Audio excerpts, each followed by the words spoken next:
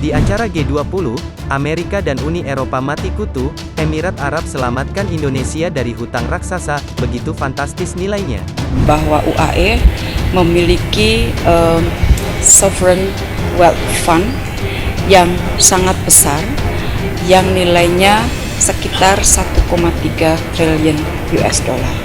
Dan potensi-potensi seperti ini yang ingin kita kerjasamakan dengan UAE. Jadi saya kira ini adalah selain kunjungan yang sangat bersejarah, ini juga kunjungan yang sangat sangat straightforward, konkret, detail, bicara mengenai masalah ekonomi, bicara mengenai masalah keumatan. Jangan sampai mau didikte ya oleh negara asing siapapun. Dia hari ini bisa Amerika, besok siapa saya nggak tahu.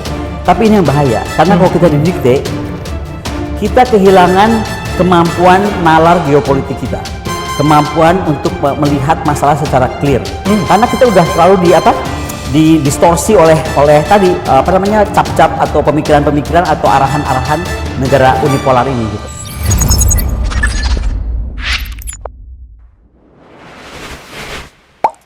Halo sahabat bagi-bagi, dana fantastis lebih dari 314 triliun telah digelontorkan untuk Indonesia oleh Uni Emirat Arab. Hadiah demi hadiah telah diberikan kepada Presiden Jokowi, demi kemajuan hubungan Uni Emirat Arab dengan NKRI.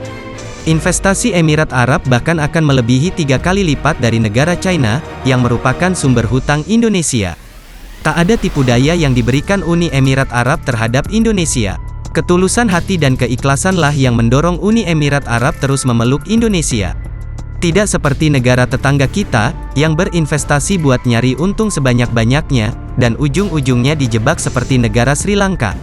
Yang Mimin ketahui, tentunya Uni Emirat Arab juga akan melindungi Indonesia dari serangan militer, dari musuh Indonesia yang semakin hari sudah terlihat satu persatu.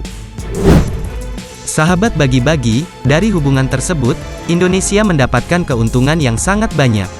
Menjadi contohnya, pada Maret tahun 2021 lalu, Emirat Arab berkomitmen untuk menanamkan investasi di Sovereign Wealth Fund di Indonesia. Bahkan, nilai komitmennya sangat fantastis, yaitu 10 miliar US dollar, atau sekitar 144 triliun. Dan ini terbesar dari negara lain mengalahkan China. Jika ditelusuri ke belakang, Emirat Arab pun telah menekan 16 perjanjian kerjasama senilai 314 triliun dengan pemerintah Indonesia.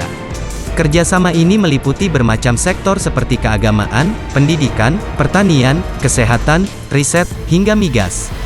Selain itu, adapun proyek pembangunan Masjid Raya Grand Sheikh Zayed dibangun dengan dana hibah dari Emirat Arab sebesar 20 juta US dollar atau setara dengan 300 miliar.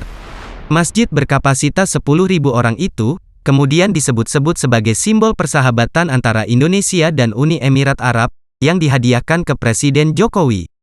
Di sela padatnya KTT G20, Presiden Jokowi tetap meluangkan waktunya untuk peresmian.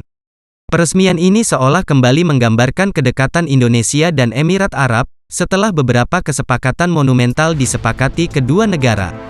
Presiden MBZ mungkin menjadi warga negara asing pertama yang diabadikan sebagai nama jalan di Indonesia. Sahabat bagi-bagi, gestur kedekatan antara Jokowi dengan Presiden MBZ merupakan simbol yang akan menjadi awal kebangkitan Indonesia. Cara Jokowi menumbuhkan kekuatan politiknya merupakan fenomena yang menarik untuk diamati, terutama kemahiran dalam memainkan simbol. Jika diamati lebih dalam, kedekatan dengan Emirat Arab yang ditampilkan Presiden Jokowi, bisa saja memiliki korelasi dengan kekuatan politik Timur Tengah lainnya, yaitu Arab Saudi. Sahabat bagi-bagi, seberapa banyak Uni Emirat Arab membawa cuan untuk Indonesia? Bagi yang awam dengan geopolitik Timur Tengah, Uni Emirat Arab dan Arab Saudi mungkin cukup sulit dibedakan sebagai dua entitas negara, karena sama-sama menggunakan frasa Arab.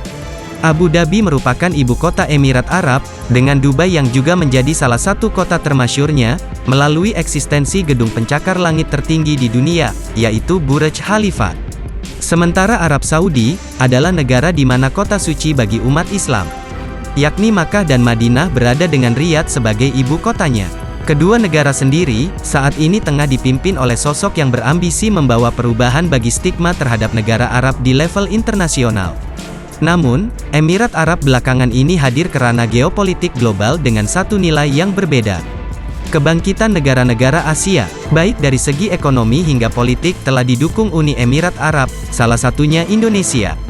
Melalui program-program yang diberikan, Uni Emirat Arab telah mengalahkan China dari segi investasi dan dominasi ekonomi. Emirat Arab disebut mampu memaksimalkan pendapatan negara Indonesia dari sektor lain seperti pariwisata, bisnis, dan investasi. Sahabat bagi-bagi, reputasi apik di bidang ekonomi, kiranya menjadikan Uni Emirat Arab tampak begitu istimewa dan strategis di mata Presiden Jokowi. Itu misalnya, tercermin dari serangkaian penanaman investasi di Indonesia, termasuk SWF fantastis sebesar 10 miliar dolar. Namun, apa manfaat yang kiranya diperoleh Uni Emirat Arab atas relasi baiknya dengan Indonesia? Uni Emirat Arab sendiri memiliki sejumlah intrik eksternal yang agaknya tetap membutuhkan dukungan politik, baik secara langsung maupun tidak langsung dari negara Indonesia. Satu di antaranya ialah, dalam isu kawasan saat konfrontasi tak kasat mata terhadap Qatar dan Iran masih eksis hingga kini. Yang mana itu menjadi ancaman terhadap sentimen monarki herediter Uni Emirat Arab. Dalam dimensi berbeda, Uni Emirat Arab juga seolah telah mengisi kekosongan kemunduran pengaruh Arab Saudi belakangan ini di Indonesia. Pada 2017 silam, Presiden Jokowi sendiri secara personal sempat mengungkapkan kekecewaannya terhadap Saudi karena nominal investasi yang kurang memuaskan. Selain itu, dengan kedekatan Indonesia dan Uni Emirat Arab kepada Amerika Serikat, bukan tidak mungkin kedua negara sama-sama memiliki persepsi bisa saling jadi penghubung ke negeri Paman Sam, dalam berbagai perpanjangan kepentingan politik luar negeri. Akan tetapi, Indonesia tetap harus berhati-hati mengelola relasi dengan Uni Emirat Arab. Dan proyeksi secara tidak langsungnya yang bisa membahayakan hubungan dengan Arab Saudi dan China. Mengapa demikian? Kenapa Indonesia bisa terjebak dalam dilema ini? Biar Mimin kasih tahu ya.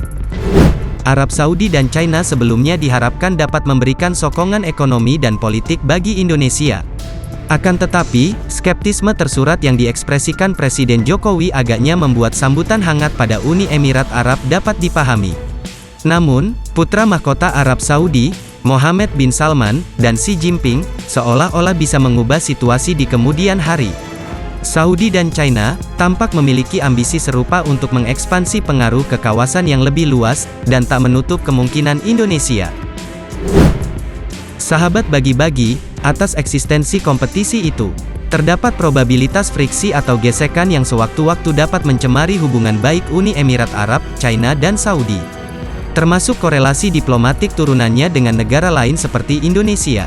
Walaupun tampak mengalami kemunduran pengaruh di Indonesia sejak Uni Emirat Arab seolah mengambil alih posisi, Arab Saudi dan China agaknya masih dibutuhkan +62.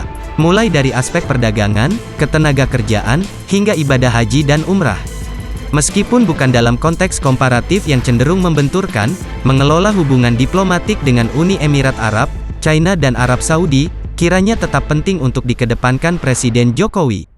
Tentu agar salah satu pihak tidak merasa diabaikan karena telah memiliki partner menguntungkan lain.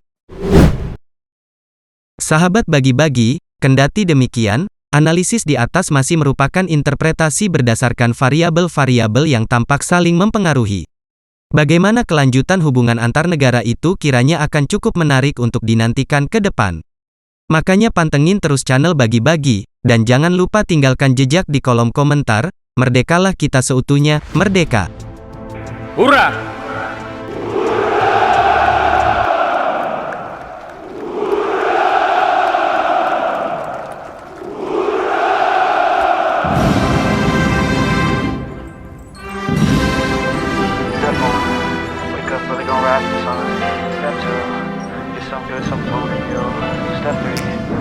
Grow hard about what you wanna be. Step 4. Everybody just do your thing. Wake up, today's gonna be a good day. Wake up, today's gonna be a good day. Wake up, today's gonna be a good day. Wake up, today's gonna be a good day. Wake up, today's gonna be a good day. Wake up, today's gonna be a good day. Wake up, today's gonna be a good day. Wake up, today's gonna be a good day. Yo. Set your affirmations, aspirations. I got shit to do, the aftermath of preparation. Good food, good mood, blood in circulation. One step at a time, yeah, that's how you make it. Set a goal you control and the steps you take them. I try to pick one thought, have some concentration. And if I make a mistake, it's called education. I try to do this every day, call it replication. Wake up, today's gonna be a good day. Wake up, today's gonna be a good day. Wake up, today's gonna be a good day. Wake up, today's gonna be a good day. Wake up, today's gonna be a good day. Wake up, today's gonna be a good day.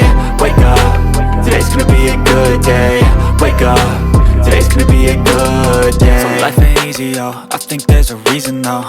Ups and downs, just like every different season, yo. Sometimes I'm high, other times I'm barely breathing, though. I always gotta fight and hide from the demons, yo. Negative thoughts are poison, they rot. Head full of flies, so